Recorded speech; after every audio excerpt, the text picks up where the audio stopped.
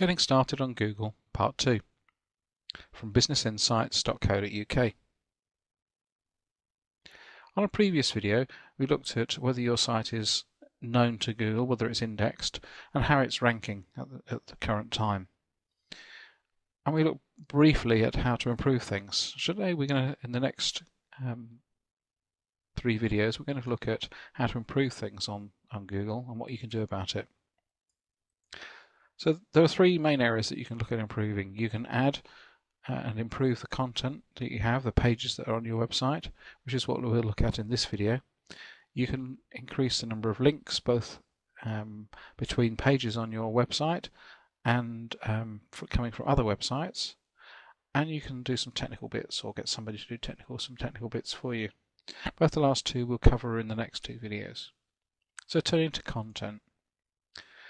Content is about more pages on your website, and that allows you to in turn get more links between those pages. So why would you want to do that?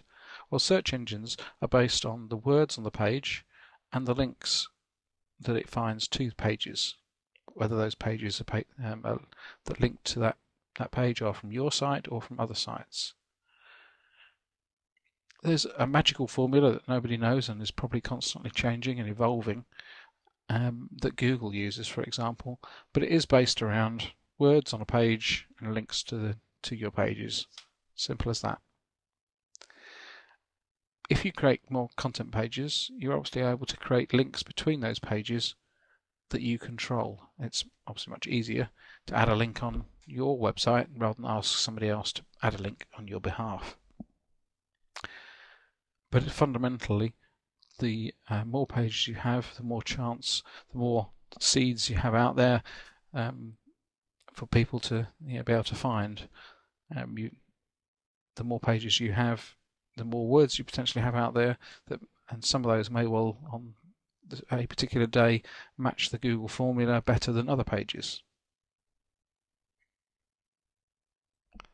So what sort of pages can you add to your website? Often it's very difficult with a business site to think of more things you could potentially add. So here's some ideas for you. Firstly, FAQs, so frequently asked questions. This helps your website in general anyway, but equally it helps your customers. But from a search engine's point of view, it's probably full of very good, very targeted keywords and key phrases. The same with a glossary. Setting up a glossary of key business terms again provides very good keyword-rich content, and again potentially helps your visitors. And where you've got something to explain on your website, you can of course link back to your glossary pages to make it more understandable. Your About Us is a great opportunity to expand on what your business is about. And in doing that, you obviously again add in some nice words that hopefully focus people's mind, focus search engines on actually finding your site. Particularly, you can add your locality or the locality of particular branches.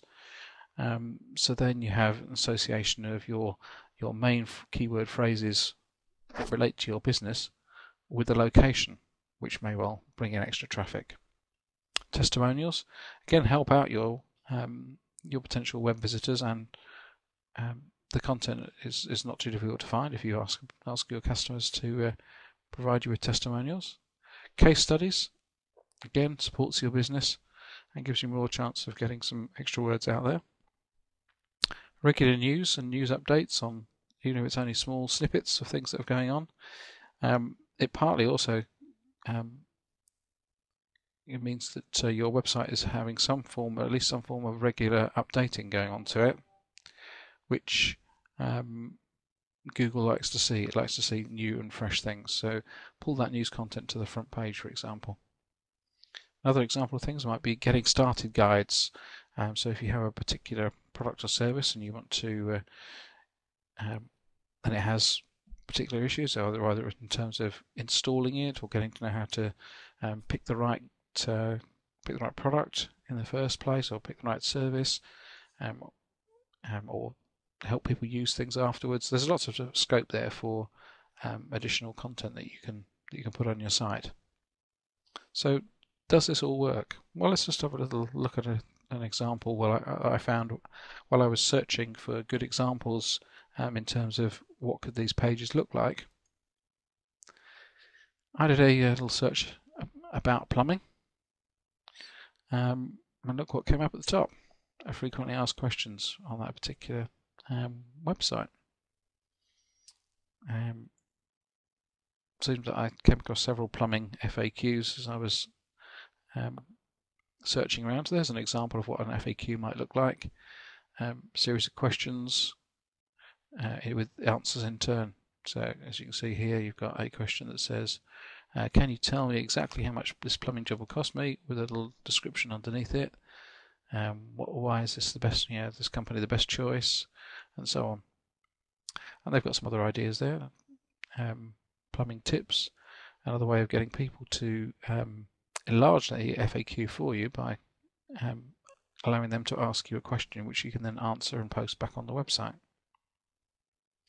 Another example of that from Creo. Here again, some very simple FAQ. Let's have a look at the next example. Here's a case study. Again, just showing you